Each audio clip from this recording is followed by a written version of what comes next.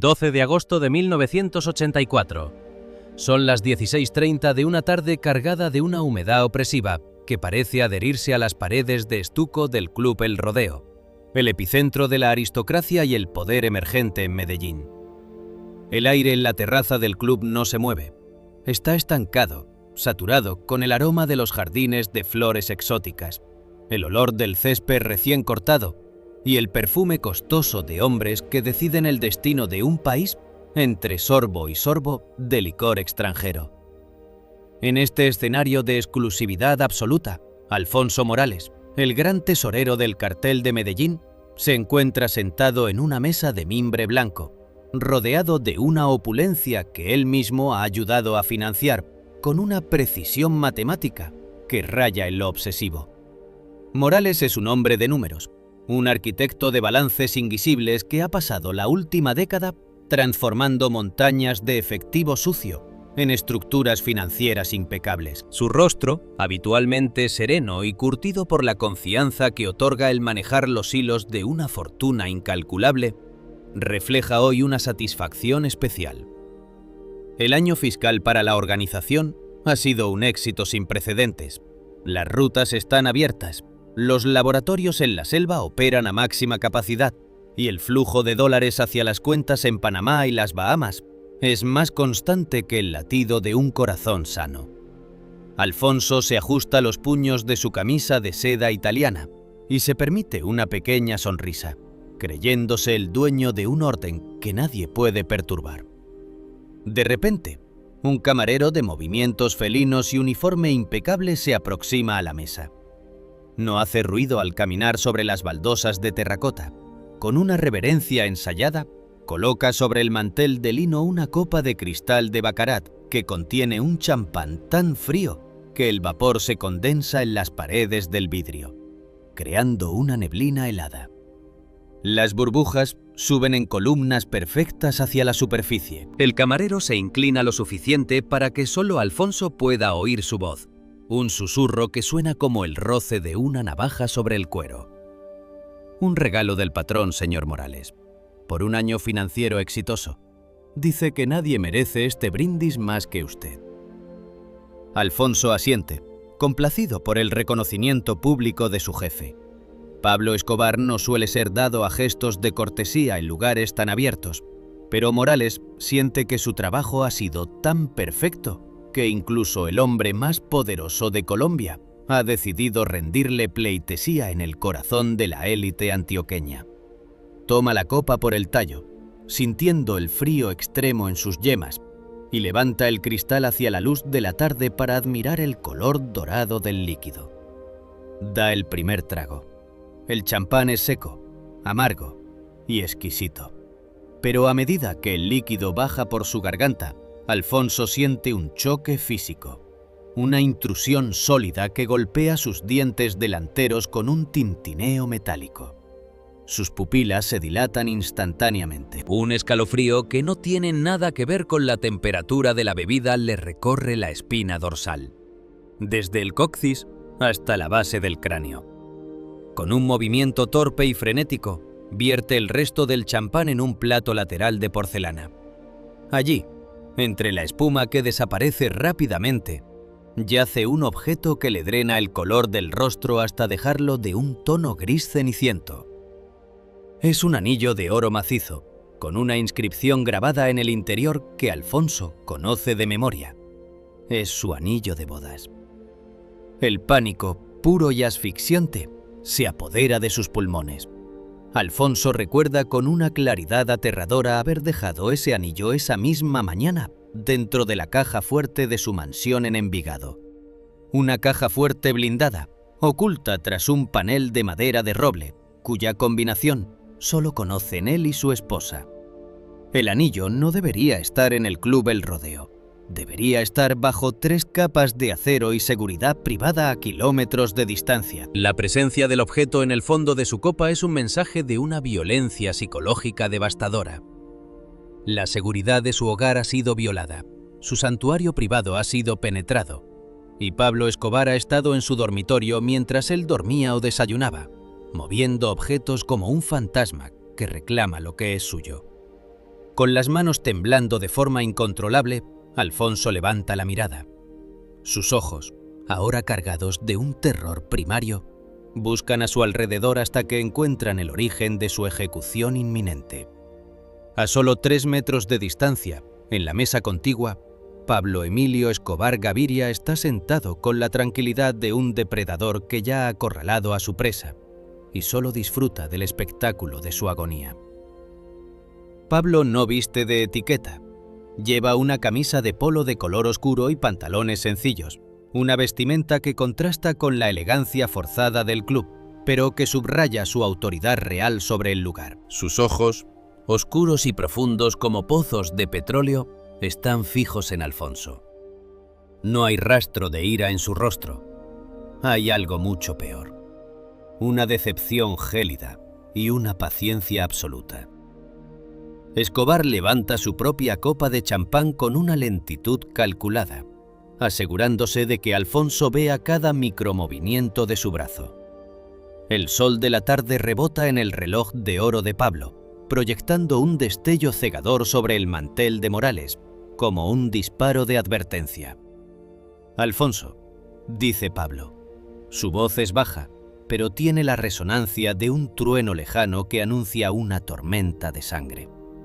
He pasado la mañana revisando los libros de contabilidad que guardas en tu memoria y en esos pequeños cuadernos que crees que nadie puede encontrar. He encontrado una brecha en tu balance, una pequeña inconsistencia que tus números no logran tapar. Pablo hace una pausa deliberada, dejando que el sonido del entorno, las risas de los socios del club, el golpe de las pelotas de tenis en las canchas cercanas, el trino de los pájaros, se convierta en un ruido de fondo insoportable para el tesorero. Alfonso siente que el sudor le empapa la camisa, pegándola a su espalda como una segunda piel fría.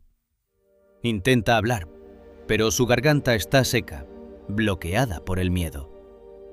Esa brecha, Alfonso, no huele a error de cálculo. Continúa Pablo, inclinándose ligeramente hacia adelante, invadiendo el espacio vital de Morales. Esa brecha huele a algo que no perdono. Huele a traición. Huele a que has estado hablando con gente de Cali, o quizás con alguien que lleva una placa debajo de la chaqueta. Pablo se lleva la copa a los labios, da un sorbo minúsculo sin apartar la mirada de los ojos desencajados de Alfonso y añade: «Me preguntaba por qué tu anillo de bodas estaba fuera de su sitio esta mañana». Tal vez es porque cuando un hombre comienza a vender lo que no le pertenece, empieza a perder el derecho a las cosas que ama. Me pareció un buen detalle devolvértelo aquí, para que todos vean que somos caballeros que cumplen con sus deudas. El silencio que sigue a las palabras de Escobar es absoluto para Alfonso. El mundo se ha reducido a ese anillo mojado en el plato y a la figura del hombre que acaba de sentenciarlo a muerte en medio de un brindis. La crueldad de Pablo no reside en el disparo inmediato, sino en la destrucción total de la seguridad de Alfonso. Al tocar el anillo, Pablo le ha dicho que su esposa es vulnerable, que sus hijos están marcados y que su lealtad, que Alfonso creía oculta tras balances y matemáticas, ha sido expuesta bajo la luz cruda de la traición. Morales sabe que no hay salida. No puede correr, no puede gritar, y no hay guardia de seguridad en el rodeo que se atreva a intervenir contra el hombre que ha convertido a Medellín en su tablero de ajedrez personal. Pablo se queda allí, observando cómo el tesorero se desmorona físicamente frente a él, disfrutando de cada gota de sudor y cada temblor de sus manos. La justicia de Escobar está a punto de ejecutarse, y el club El Rodeo, con todo su brillo y exclusividad, no es más que el escenario de una carnicería psicológica que pronto dejará de ser silenciosa. Alfonso Morales intenta articular una defensa, una súplica, cualquier palabra que pueda detener el mecanismo de destrucción que se ha puesto en marcha. Pero sus labios solo se mueven en un gesto patético, sin sonido, mientras el sabor metálico del anillo sigue impregnado en su lengua. Un recordatorio físico de que el precio de traicionar al rey de la cocaína se paga con el oro de la propia sangre. Pablo vuelve a dejar su copa sobre la mesa con un golpe seco, y el sonido resuena en la cabeza de Alfonso, como el martillo de un juez cerrando el caso más corto y definitivo de su vida. La tarde en Medellín continúa su curso. El sol empieza a descender, tiñendo el cielo de un rojo violento. Y en la terraza del Rodeo, el tiempo se ha congelado para el hombre que pensó que podía robarle a un fantasma. Pablo se reclina en su silla, exhala un suspiro de aburrimiento y hace una señal casi imperceptible con el índice. La cacería ha terminado antes de empezar, y el balance final de Alfonso Morales está a punto de cerrarse para siempre, dejando un rastro de burbujas de champán y el aroma inconfundible de la muerte inminente en el aire de la montaña. El sudor de Alfonso gotea sobre el mantel blanco, creando pequeñas manchas oscuras que parecen agujeros de bala en el lino. Su mente, antes un prodigio de orden contable, ahora es un caos de imágenes de su familia, de su casa violada y del rostro imperturbable de Pablo. Escobar, por su parte, comienza a juguetear con un encendedor de plata, el clic-clic metálico marcando el ritmo de los últimos segundos de paz que Morales conocerá en este mundo. La brecha en el balance ya no es una cuestión de dinero. Es un abismo que se ha tragado la vida entera de Alfonso, y Pablo Escobar está allí para asegurarse de que el tesorero caiga hasta el fondo, saboreando cada momento de su caída. La atmósfera se vuelve aún más densa, si es que eso es posible. Los otros socios del club, ajenos al drama mortal que ocurre a pocos metros, siguen con sus conversaciones banales sobre negocios y política, sin darse cuenta de que la historia de uno de los suyos se está escribiendo con sangre invisible. Pablo se inclina hacia Alfonso una última vez, su aliento frío rozando casi la mejilla del hombre aterrorizado. Brinda conmigo, Alfonso. Brinda por la honestidad. Porque en este negocio, la única forma de que los números cuadren al final del día es cuando la cuenta se paga con la vida de quien intentó engañarnos.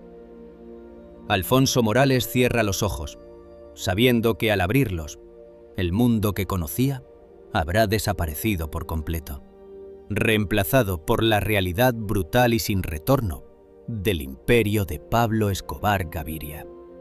La brecha se ha cerrado, y el olor a traición se ha transformado en el olor metálico y dulce de la justicia del cartel de Medellín. El tesorero siente el peso de su anillo de bodas en el plato de porcelana, un recordatorio de que en el mundo de Pablo nada está a salvo, ni siquiera lo que uno guarda bajo llave en el corazón de su propia casa. El balance está hecho, y el resultado es cero. No hay más deudas, no hay más créditos. Solo el silencio que precede al final absoluto de un hombre que olvidó la regla de oro. Nunca intentes esconderle el sol a quien es dueño de toda la luz. Alfonso Morales no era un hombre de selva, ni de ametralladoras doradas, ni de discursos populistas frente a las cámaras. Su dominio era el silencio aséptico de las oficinas con aire acondicionado y el pulso eléctrico de las redes financieras que comenzaban a interconectar el mundo en la década de los 80.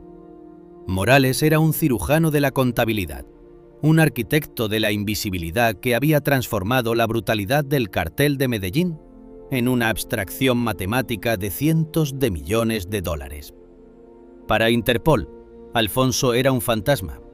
Para el Departamento del Tesoro de los Estados Unidos, era un agujero negro que devoraba cualquier rastro de dinero sucio. Su genialidad residía en la creación de una arquitectura financiera en Panamá, un laberinto de empresas de maletín, fundaciones de interés privado y cuentas numeradas que fluían con la velocidad del mercurio, cambiando de nombre y de jurisdicción antes de que cualquier investigador pudiera siquiera emitir una orden judicial. Bajo su mando, el dinero de la cocaína dejaba de oler a queroseno y a hojas de coca para adquirir el aroma neutro de los bonos del tesoro y las inversiones en tecnología. Alfonso Morales se sentía seguro en su búnker de algoritmos y protocolos de encriptación rudimentaria, pero efectiva para la época. Creía que su valor para la organización residía en que él Era el único que poseía la llave del cofre. Sin Alfonso, el dinero de Pablo era solo papel impreso acumulándose en caletas húmedas. Con Alfonso, ese dinero era poder global, influencia política y una vida de lujos que desafiaba la imaginación. Sin embargo, Morales cometió el error fundamental que acaba con casi todos los hombres de intelecto superior que sirven a tiranos. Subestimó la naturaleza de la paranoia de su patrón. Pablo Escobar Gaviria no entendía de tasas de interés ni de protocolos de transferencia SWIFT, pero entendía perfectamente la psicología del miedo y la ambición. Para Pablo, el dinero no era un fin en sí mismo, sino una herramienta de control. Por eso, cuando sus informantes en Europa, un entramado de porteros de edificios de lujo, notarios corruptos y exagentes de inteligencia, comenzaron a enviarle reportes sobre una serie de adquisiciones inmobiliarias de alto nivel en la Costa del Sol y en las zonas más exclusivas de Madrid, el instinto depredador del capo se activó de inmediato. Las propiedades, chalets de mármol frente al Mediterráneo y apartamentos señoriales en el barrio de Salamanca, figuraban a nombre de ciudadanos españoles sin antecedentes, hombres de paja, reclutados en los rincones más oscuros de la abogacía madrileña. Pero el rastro del dinero, aunque fragmentado y oculto tras capas de sociedades panameñas, tenía la firma invisible, el estilo inconfundible de la ingeniería financiera de Alfonso Morales. Lo que Pablo sintió al confirmar estas compras no fue solo la molestia por el robo de unos cuantos millones de dólares. Para alguien que ganaba 60 millones al día, esa cifra era insignificante. Lo que encendió la furia gélida de Escobar fue la intención detrás del acto. La compra de propiedades en España bajo nombres falsos no era un simple desfalco. Era la construcción de un zarpazo, un plan de escape, un asiento de reserva en un avión que Alfonso planeaba tomar algún día para dejar atrás la guerra en Medellín. Para Pablo, la idea de que uno de sus hombres más cercanos estuviera cultivando un jardín secreto lejos de su sombra era la forma más pura de traición. Significaba que Alfonso ya no creía en el destino final de la organización, que ya no estaba dispuesto a morir con el patrón. Y en el mundo de Escobar, si no estás dispuesto a morir por él, ya estás muerto para él. La reacción de Pablo no fue impulsiva. Durante una semana, mientras Alfonso seguía presentándole balances impecables y brindando por el éxito de las rutas hacia Florida, la inteligencia del cartel, liderada por hombres que combinaban la brutalidad de la calle con la precisión del espionaje militar, estuvo operando en las sombras de la vida privada del contador. Alfonso guardaba sus secretos más valiosos en un archivo personal, una caja de seguridad camuflada en su biblioteca privada, protegida por un sistema de claves que él consideraba inexpugnable. No sabía que sus propios escoltas, los hombres que le abrían la puerta del coche y vigilaban su sueño, respondían directamente a la voluntad de Pablo. Una noche de lluvia torrencial, mientras Alfonso Morales cenaba tranquilamente con su familia, ajeno al colapso inminente de su universo, un equipo de especialistas entró en su despacho. No utilizaron explosivos ni fuerza bruta. Con la ayuda de un experto en sistemas que Pablo había traído de Brasil y bajo la supervisión directa de Popeye, abrieron el archivo de Morales con la precisión de un neurocirujano. Copiaron cada código de acceso, cada llave maestra de las cuentas en el Banco de Crédito de Panamá, cada protocolo de emergencia que Alfonso había diseñado para proteger su fortuna y la de la organización. Una vez terminada la operación, cerraron el archivo sin dejar un solo rastro. Al día siguiente, Morales entró en su despacho y no notó que su armadura había sido retirada. Seguía creyéndose el dueño del laberinto, cuando en realidad Pablo ya tenía el plano completo y estaba listo para demoler las paredes. La mañana del 13 de agosto, mientras el sol de Antioquia luchaba por romper la bruma, Pablo Escobar dio la orden final. No quería que Alfonso Morales fuera eliminado físicamente de inmediato. Quería que sintiera la desesperación absoluta de la castración económica. Quería que el hombre que se creía un genio descubriera que sus propios inventos eran ahora los clavos de su ataúd. utilizando los códigos exactos que habían sido sustraídos del archivo secreto. Los operadores financieros de Pablo, trabajando desde terminales seguras en apartamentos de lujo en el poblado, comenzaron a ejecutar una serie de protocolos de bloqueo. Uno a uno, los puentes que Alfonso había construido para su escape fueron dinamitados desde dentro. En Panamá, las cuentas que sostenían sus inversiones en España fueron congeladas bajo protocolos de seguridad que el mismo Alfonso había diseñado para casos de sospecha de infiltración gubernamental. El sistema reconoció los códigos originales y cerró las puertas de acero virtual con una finalidad aterradora.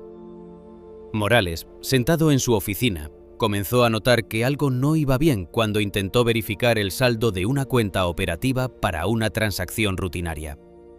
El sistema rechazó su acceso. Probó con una clave de respaldo. Rechazado. Probó con el protocolo de emergencia. El sistema le informó que el acceso había sido denegado por orden del administrador superior. Un sudor frío comenzó a empapar el cuello de su camisa de lino. Sus dedos, que siempre habían sido rápidos y seguros sobre el teclado, empezaron a temblar. Intentó llamar a su contacto en el Banco de Panamá, pero la línea estaba muerta. Miró por la ventana y vio a sus escoltas habituales parados junto a la puerta. Pero sus expresiones habían cambiado. Ya no lo miraban con respeto, sino con la fijeza depredadora de quien vigila a un condenado. En ese momento, el teléfono privado sobre su escritorio sonó con una estridencia que le hizo saltar el corazón. Alfonso tomó el auricular con la mano empapada en sudor. Del otro lado de la línea, no hubo gritos ni insultos, solo la voz de Pablo Escobar, cargada de una cordialidad ponzoñosa que resultaba infinitamente más aterradora. «Alfonso, hombre, me han dicho que estás teniendo problemas con los números esta mañana», dijo Pablo, y Morales pudo oír el roce de un encendedor de plata del otro lado. «Es una lástima, con lo mucho que te costó construir todo ese sistema en Panamá. Me parece que el aire de España es muy malo para la memoria de los códigos, ¿no crees?» Morales sintió que el suelo desaparecía bajo sus pies. Intentó articular una respuesta, una excusa, un balbuceo sobre errores técnicos, pero Pablo lo interrumpió con un suspiro de aburrimiento que sonó como una sentencia. «No te molestes, Alfonso. He decidido que un genio como tú no debería preocuparse por cosas tan materiales como el dinero. He usado tus propios códigos para poner a buen recaudo todo lo que creías que era tuyo, incluyendo esas casitas tan bonitas en la Costa del Sol. Me han dicho que tienen unas vistas preciosas al mar. Quizás mi familia pueda aprovecharlas, ahora que tú vas a estar ocupado». Pablo colgó. Alfonso se quedó mirando la pared de su oficina, escuchando el silencio ensordecedor de su propio vacío financiero. En cuestión de minutos, el genio de los paraísos fiscales había pasado de ser un multimillonario con un futuro asegurado en Europa a ser un hombre sin un centavo, atrapado en una habitación llena de lujos que ya no le pertenecían, esperando a que los hombres de Pablo entraran para cobrar el saldo final de su traición. El plan de escape se había convertido en una celda, y sus propios códigos, la obra maestra de su vida, eran ahora las cadenas que lo sujetaban a su destino en Medellín. La arquitectura de su caída fue perfecta. Pablo no solo le había quitado el dinero, le había robado el orgullo de su intelecto. Al usar sus propios protocolos, Escobar le estaba enviando un mensaje final. En este imperio solo hay una mente superior, y esa mente no necesita computadoras para saber cuándo un perro está planeando morder la mano que lo alimenta. Los escoltas abrieron la puerta del despacho. Morales no se resistió. Sus ojos estaban fijos en la pantalla de la computadora, donde un mensaje parpadeante de «acceso denegado» era el último epitafio de su carrera como el tesoro del cartel. La paranoia de Pablo se había transformado en una ejecución digital, una demostración de poder que dejó claro a todos los demás miembros de la organización que no había rincón en el mundo, ni cuenta cifrada en el ciberespacio, donde pudieran esconderse de la mirada del patrón. Alfonso Morales, el hombre que hizo invisible el dinero del cartel, acababa de descubrir la verdad más amarga del mundo criminal. Puedes esconder el dinero de la ley, pero nunca podrás esconder tu sombra de la luz de Pablo Escobar. La amputación financiera estaba completa, y ahora comenzaba el proceso mucho más lento y físico de la justicia final de Medellín. Afuera, la lluvia seguía cayendo sobre la ciudad, lavando las calles, pero sin poder limpiar el aroma a muerte que ahora envolvía cada rincón de la vida del contador. Pablo, en su despacho en Nápoles, apagó el cigarrillo y cerró el libro de balances. El hueco en las cuentas había sido llenado, y la brecha de Morales se había cerrado con la precisión de una tumba de concreto. La lección de esa mañana era clara para el resto del sindicato. El plan B era una sentencia de muerte. Y la única jubilación permitida por el rey de la cocaína era la que se encontraba 6 pies bajo la tierra antioqueña. 14 de agosto de 1984. Exactamente a las 14:00 horas, el sol de Medellín golpeaba con una furia blanca las ventanas de cristal espejado de un edificio de oficinas en el centro de la ciudad. Un monolito de modernidad que escondía en su interior la frialdad de un matadero. Alfonso Morales, el hombre que una vez movió los hilos financieros de un imperio con la precisión de un relojero suizo, fue conducido al piso 12. Ya no quedaba rastro del hombre elegante que brindaba en el Club El Rodeo. Sus manos, antes seguras y firmes, estaban ahora cubiertas por una fina capa de sudor frío. Y su camisa de seda, arrugada por 48 horas de terror ininterrumpido, se pegaba a su espalda como una mortaja. El aire acondicionado del despacho funcionaba a máxima potencia, creando una atmósfera gélida que cortaba el aliento, saturada con el olor a cera de muebles caros y el aroma metálico del miedo absoluto. En el centro de la habitación, sentado detrás de un escritorio de caoba maciza que parecía un altar al poder absoluto, se encontraba Pablo Emilio Escobar Gaviria. No levantó la vista de inmediato.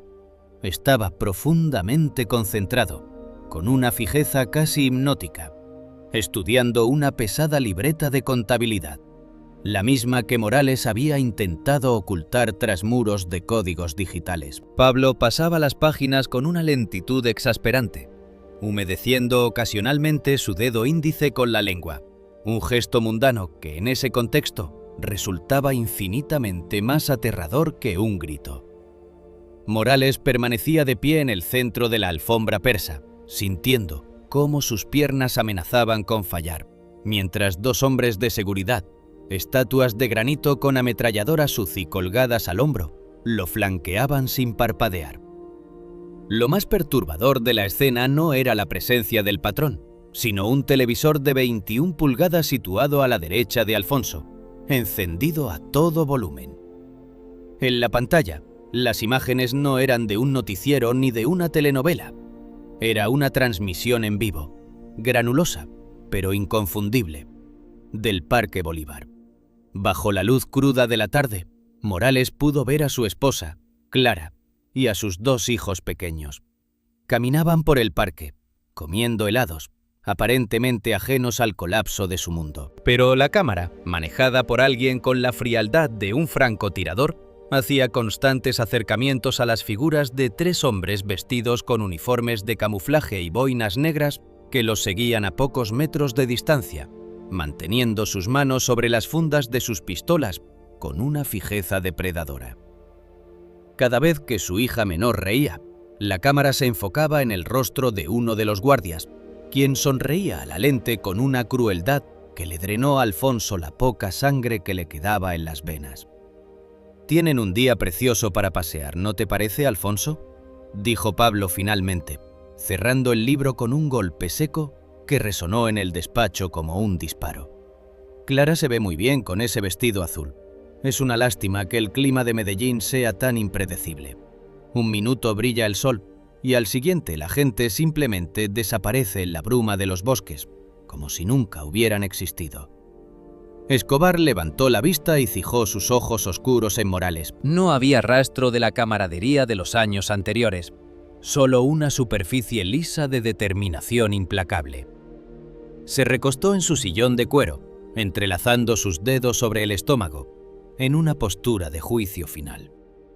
Me has fallado en la aritmética básica, Alfonso, y tú sabes que en esta casa un error en la suma se traduce en una resta definitiva en la familia. Continuó Pablo, y su voz, suave y monótona, parecía llenar cada rincón del espacio. He hecho los cálculos mientras tú estabas reflexionando. La brecha en mis cuentas es de 30 millones de dólares. Un dinero que tú decidiste que estaría mejor invertido en ladrillos españoles que en las rutas de la organización. Pero yo no soy un hombre irracional. Soy un hombre de negocios que valora la eficiencia por encima de la venganza. Pablo se inclinó hacia adelante, invadiendo el espacio vital de Morales. El contador podía oler el tabaco y el café rancio que emanaba del cuerpo del capo. Te propongo una transacción final, una liquidación de activos, dijo Escobar con una sonrisa gélida. Vas a usar cada código, cada llave maestra y cada contacto que te queda para devolverme todo lo que desviaste. Pero no será una devolución simple. Por el tiempo que me has hecho perder, por la falta de respeto a mi inteligencia y por el costo de mantener a esos hombres en el parque cuidando a tu familia, la deuda se ha multiplicado por 3. 90 millones de dólares, Alfonso. Si el dinero está en mis cuentas de Panamá antes de que el sol se ponga mañana, tu familia llegará a casa a tiempo para la cena. Si falta un solo centavo, el televisor nos mostrará una película muy diferente. Una que no te gustaría que terminara. Alfonso intentó hablar, pero su lengua, seca y pesada, se sentía como un trozo de madera en su boca. Sabía que 90 millones era más de lo que había acumulado en toda su vida de desfalcos. Tendría que vaciar sus cuentas personales, vender las propiedades en España a precios de remate y pedir préstamos desesperados que nunca podría pagar. Era su ruina absoluta, pero en ese momento, el dinero no era más que papel quemado comparado con la imagen de su hija riendo en la pantalla del televisor. Pablo, yo haré lo que pidas. Por favor, deja que vuelvan, balbuceó Morales, las lágrimas comenzando a surcar su rostro demacrado. Pablo no pareció conmovido. Con un movimiento pausado, abrió el cajón central de su escritorio y sacó un objeto que depositó sobre la caoba con un sonido metálico y definitivo. Era un revólver Smith & Wesson calibre 38, de acero pavonado, cuyo brillo oscuro parecía absorber la luz de la habitación. A su lado, colocó una sola bala de punta hueca, una pequeña pieza de latón y plomo diseñada para expandirse al impacto y destrozar todo a su paso.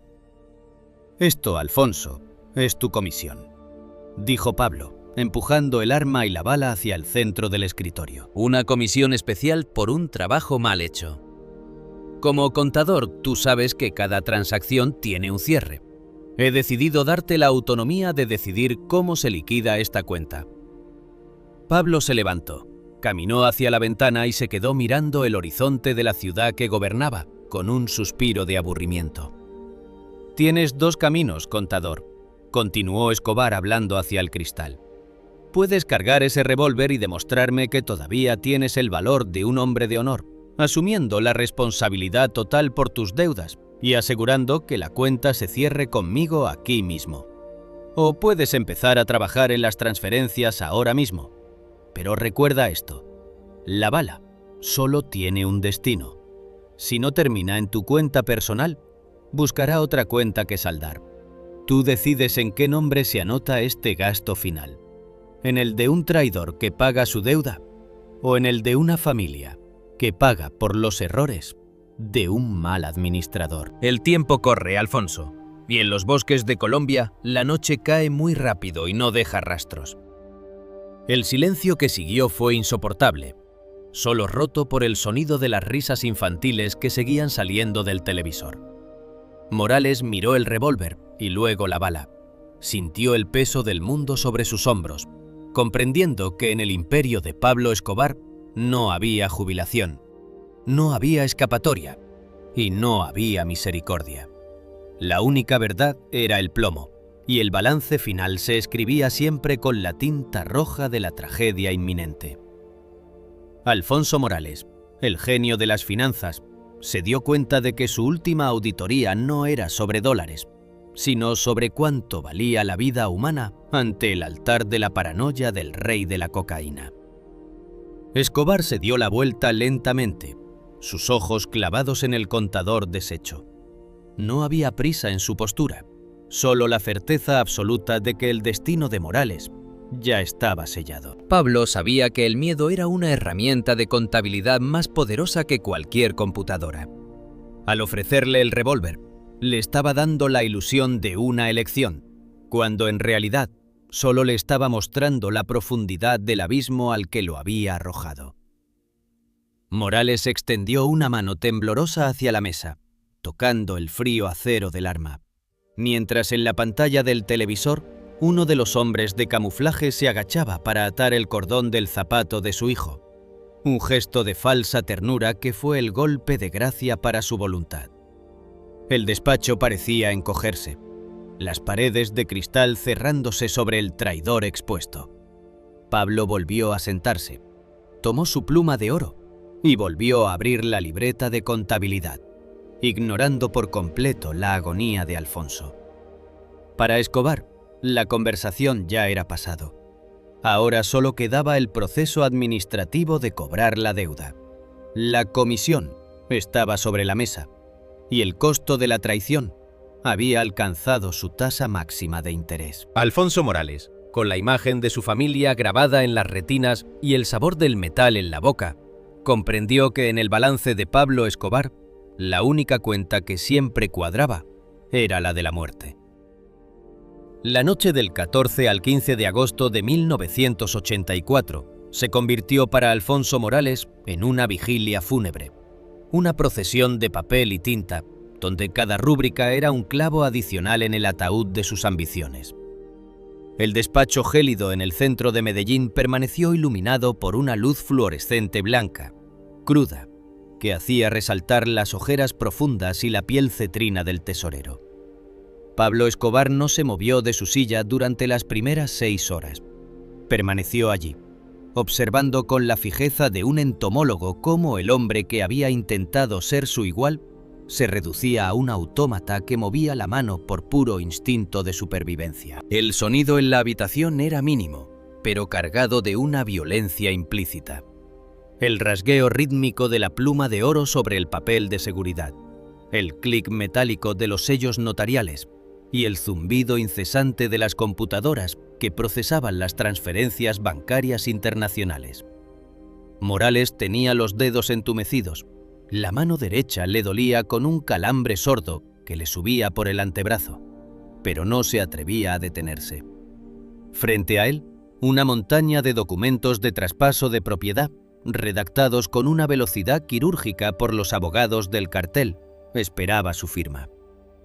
Eran las escrituras de los chalets en la Costa del Sol, los títulos de los apartamentos en Madrid, las acciones de las empresas fantasma en las Islas Vírgenes y los contratos de cesión de fondos en Suiza y Luxemburgo. Cada vez que Alfonso terminaba un fajo de papeles, uno de los hombres de seguridad los retiraba y colocaba uno nuevo frente a él. Pablo, mientras tanto, se dedicaba a limpiar sus uñas con un cortaplumas pequeño, con una indiferencia que resultaba más humillante que cualquier insulto. El televisor seguía encendido, mostrando a la familia de Morales ahora en una casa de seguridad, sentados en un sofá, vigilados por hombres que fumaban y jugaban cartas en la misma habitación. La transmisión era el combustible que mantenía el motor de la mano de Alfonso en marcha. «Falta la cuenta de las Islas Caimán, Alfonso», dijo Pablo a las 3 de la mañana, sin levantar la vista de su tarea. «Esa que abriste a nombre de tu suegra. No querrás que los números no cuadren al final de la auditoría». Morales sintió un escalofrío. Pensó que esa cuenta era invisible, su último recurso, el dinero para la educación de sus hijos. Pero la mirada de Pablo, que ahora se clavaba en él, le indicó que no había rincones oscuros en su vida que el patrón no hubiera iluminado ya. Con un suspiro que sonó como el aire escapando de un pulmón perforado, Alfonso tecleó la secuencia de 16 dígitos en la terminal encriptada. El sistema procesó la orden, y en cuestión de segundos, $12 millones volaron desde el Caribe hacia las cuentas maestras de la organización en Panamá. La liquidación era total. La comisión de mala gestión estaba siendo pagada con intereses de sangre. Alrededor de las 5 de la mañana, cuando la bruma de Medellín empezaba a lamer los cristales de la oficina, Morales puso la última firma. El balance estaba cerrado. $90 millones habían regresado al cofre de Escobar, y cada propiedad que Alfonso había soñado con disfrutar como su retiro dorado pertenecía ahora legalmente a los testaferros de confianza de Pablo. El contador dejó caer la pluma, que rodó por el escritorio hasta detenerse contra el revólver Smith & Wesson que seguía allí, frío y cargado. Pablo se levantó, estiró los brazos y dio un suspiro de satisfacción ejecutiva. Se acercó a Morales y le puso una mano pesada en el hombro, un gesto que en otro tiempo Alfonso habría interpretado como afecto, pero que ahora sentía como el toque del verdugo. Ya está, hombre. Las cuentas están claras. Ya puedes ir a ver a Clara y a los muchachos, dijo Pablo, con una voz suave, casi paternal. Yo mismo te voy a llevar. Un hombre de tu importancia merece una escolta a la altura. El trayecto hacia el exclusivo sector del poblado se realizó en un Mercedes-Benz blindado de color negro. El aire dentro del vehículo estaba saturado con el olor al perfume de Pablo y al aroma de los asientos de cuero nuevos. Morales estaba sentado en el asiento trasero, flanqueado por Escobar y uno de sus lugartenientes. No hubo conversación durante el viaje. Pablo miraba por la ventana, observando la ciudad que despertaba, mientras Alfonso mantenía la vista fija en sus propias manos, que no dejaban de temblar. El silencio era el peso de una sentencia que ya no necesitaba palabras. Cuando el vehículo se detuvo frente a los portones de hierro de la mansión de Morales, el sol ya iluminaba las fachadas de ladrillo y los techos de teja española. Pablo bajó primero y esperó a que Alfonso saliera. El jardín, que Morales siempre mantenía impecable, parecía extrañamente tranquilo. Las luces de seguridad seguían encendidas a pesar de la claridad del día. Antes de que Alfonso pudiera correr hacia la entrada de su casa, Pablo lo detuvo tomándolo por el brazo. Con una fuerza sorprendente, lo atrajo hacia sí en un abrazo de despedida. Fue un contacto físico prolongado, una invasión final de su espacio personal que Morales recibió con el cuerpo rígido como el mármol. Pablo apoyó la barbilla en el hombro de Alfonso y con un susurro que apenas fue un aliento cálido contra su oído, le entregó el último veredicto del cartel de Medellín. «Escúchame bien, Alfonso», susurró Pablo, y Morales pudo sentir la vibración de su voz en los huesos. «Hoy has aprendido una lección de economía que no enseñan en la universidad. Has perdido hasta el último centavo. Te has quedado sin nada. Vuelves a ser el pobre diablo que encontré en aquella oficina de Envigado. Estás arruinado, Alfonso. Estás en la miseria absoluta». Pablo se separó un poco, lo suficiente para mirar a Morales directamente a los ojos, con una sonrisa que era un abismo de crueldad calculada. «Pero estás vivo, hombre. Y tu mujer está viva. Y tus hijos también. En este mundo de lobos, ese es el mejor curso de cambio que te puedo ofrecer. $1 millón por cada día de tu vida es una ganga. No me des las gracias. Considéralo un bono por los viejos tiempos». Pablo le dio una palmadita final en la mejilla, se subió al Mercedes y el vehículo se alejó con un chirrido de neumáticos sobre el pavimento, dejando a Alfonso solo frente a su destino. El contador corrió hacia la puerta principal, su mente gritando de pánico, imaginando lo peor a pesar de las palabras de Pablo. Entró en la casa a tropezones, llamando a Clara a gritos. La encontró en el gran salón de la planta baja, abrazada a sus hijos. Estaban ilesos, pero sus rostros reflejaban un trauma profundo, el silencio de quienes han visto de cerca el abismo y han sentido su aliento helado.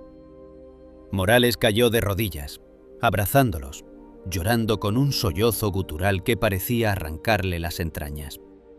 Durante unos minutos, el alivio de verlos con vida fue tan intenso que no notó nada más. Pero cuando el primer impacto del reencuentro pasó, Alfonso Morales levantó la vista y el horror regresó bajo una forma diferente, una forma metódica y absoluta.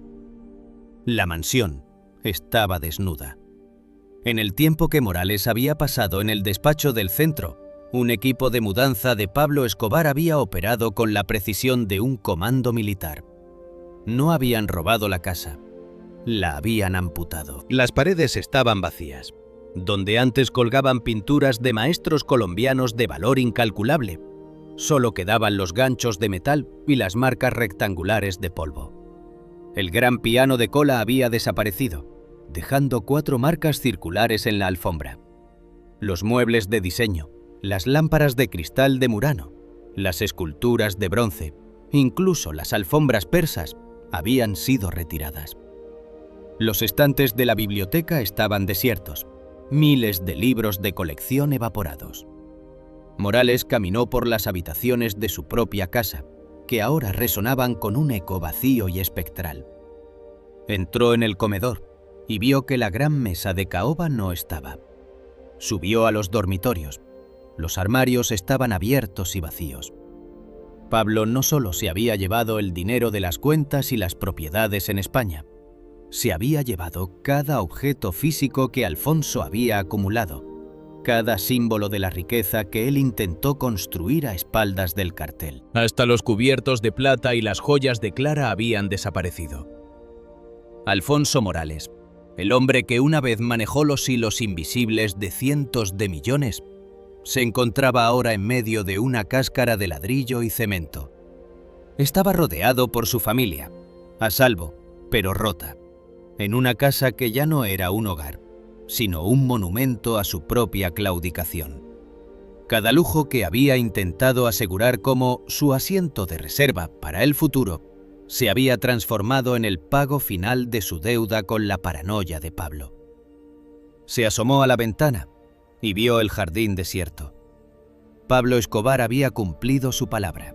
Alfonso Morales era pobre, pero estaba vivo. Había regresado al punto de partida, despojado de su genio, de su fortuna y de su orgullo, convertido en una advertencia viviente para cualquier otro contable que soñara con burlar al rey de la cocaína. El balance estaba cerrado.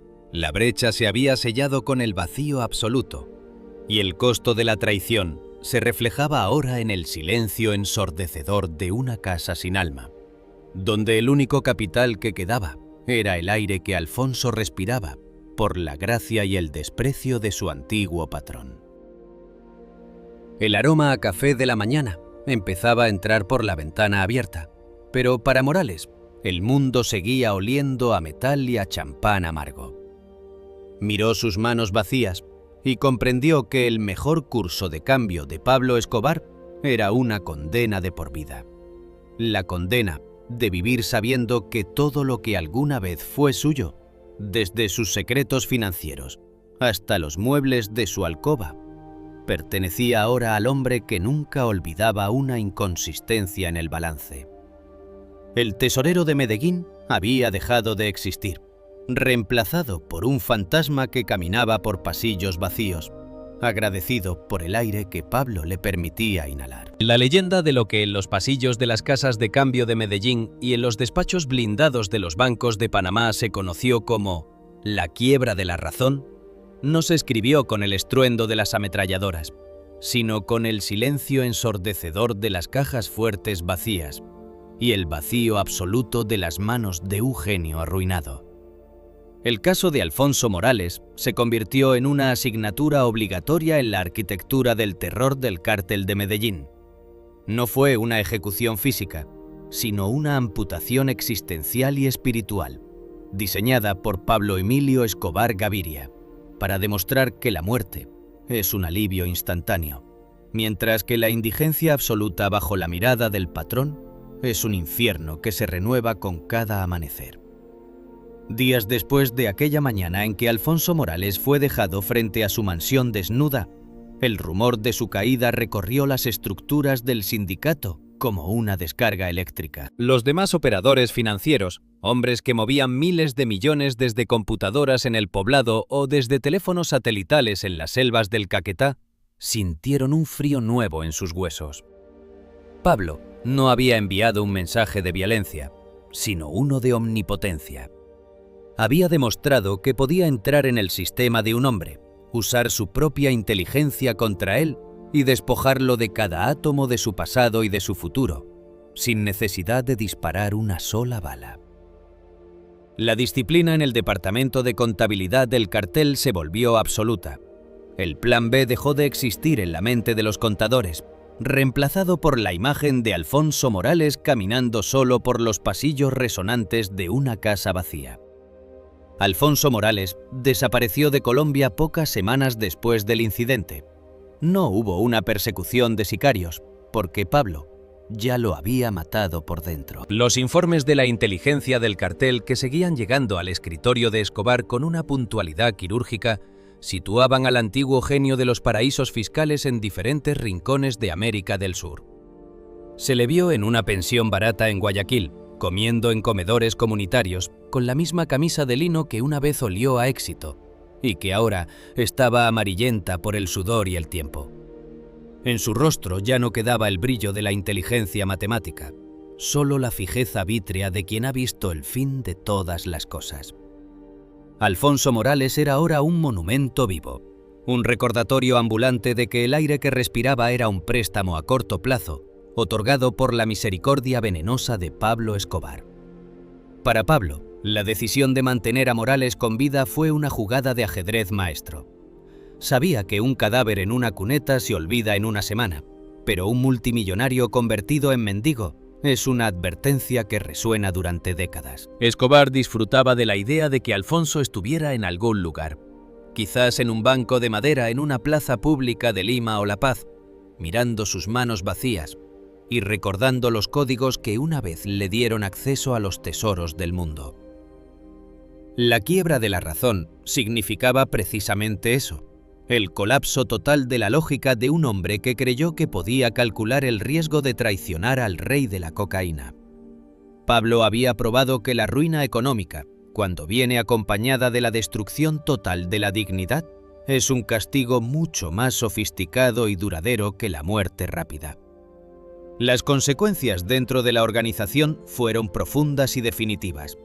Los mordiscos en las cuentas, las pequeñas desviaciones de dinero que los administradores solían considerar como un bono por su lealtad, cesaron por completo. El miedo al despojo total se volvió más poderoso que la codicia. Los operadores financieros comprendieron que en el imperio de Medellín el concepto de propiedad privada era una ficción. No eran dueños de sus mansiones ni de sus cuentas en Suiza, ni de las joyas de sus esposas. Todo lo que poseían era un usufructo temporal, permitido por el consentimiento tácito del patrón. Alfonso Morales había intentado construir un techo propio y Pablo le había quitado el cielo entero. Escobar, en sus momentos de reflexión en la Hacienda Nápoles, solía mencionar el caso de Morales cuando quería ilustrar su filosofía de poder ante sus socios. No hablaba con odio, sino con la frialdad de un profesor de economía del crimen. Explicaba que el dinero no tenía valor si no venía acompañado del respeto absoluto a la jerarquía de la sangre. Al arruinar a Morales, Pablo no solo había recuperado 90 millones de dólares, había reafirmado su propiedad sobre la voluntad de sus subordinados. Había dejado claro que en su mundo tú no eres lo que tienes en el banco, sino lo que Pablo te permite conservar al final del día. La vida de Alfonso Morales terminó convirtiéndose en un mito de advertencia. Se decía que pasó sus últimos años trabajando como tenedor de libros en un mercado de abastos en algún lugar del sur del continente, anotando precios de papas y cebollas en cuadernos baratos, los mismos dedos que una vez autorizaron transferencias de cientos de millones. Nunca más volvió a tocar una computadora. Aterrado, por la idea de que el mensaje de acceso denegado volviera a aparecer en su pantalla como el espectro de su traición. Vivió en la indigencia espiritual y material, un hombre que alguna vez fue un genio y que terminó siendo una sombra, agradecido con cada moneda de cobre que recibía, sabiendo que su vida era el costo de la entrada a la galería de los fracasos de Escobar. La moral de esta historia se convirtió en el dogma central del cartel. En el imperio de Pablo Escobar, el consentimiento del patrón era la única garantía de existencia. Ninguna cantidad de códigos de encriptación, ninguna red de testaferros en España, ninguna cuenta secreta en el Caribe podía proteger a un hombre del alcance de la paranoia de Medellín. Pablo había demostrado que el verdadero poder no es tener dinero, sino ser el dueño del aire que los demás respiran. El balance de Morales se había cerrado con un resultado de cero absoluto, y ese cero fue el fundamento de la disciplina financiera que mantuvo al cartel operando como una maquinaria perfecta durante años. Incluso después de la caída de Escobar, el nombre de Alfonso Morales seguía provocando susurros entre los veteranos del narcotráfico.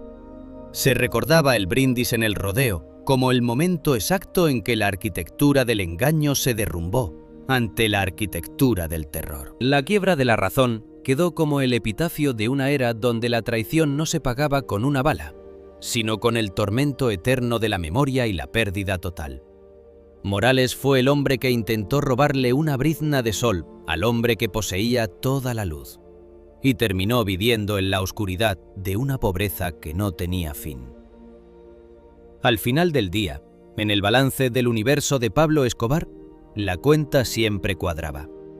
El dinero volvía al cofre, los traidores volvían a la tierra o a la miseria, y la palabra del patrón seguía siendo la única ley física irrefutable. Alfonso Morales, el geómetro de los millones, descubrió que en la aritmética de Medellín la única constante era Pablo, y todas las demás variables, por brillantes que fueran, eran perfectamente prescindibles. La historia de su ruina fue la última página de su vida de genio y la primera de su eternidad como un fantasma errante. El símbolo definitivo de que en el imperio de la cocaína tú no eres dueño ni de tu propia sombra, si Pablo decide que le pertenece. El sol se ocultaba sobre las montañas de Antioquia, y en los libros de la historia criminal, el capítulo de Alfonso Morales se cerraba con una nota al pie de página cargada de ironía cruel. Pablo Escobar Gaviria había transformado la traición en un activo, y el desfalco en una lección de poder que nadie se atrevió a cuestionar. La comisión de Morales fue un revólver y una bala, pero su verdadera condena fue la vida misma. Despojada de todo rastro de riqueza, convertida en un monumento vivo a la futilidad de intentar burlar al hombre que lo veía todo. El curso de cambio fue la vida por el oro, y en ese mercado, Pablo Escobar nunca perdió una sola transacción.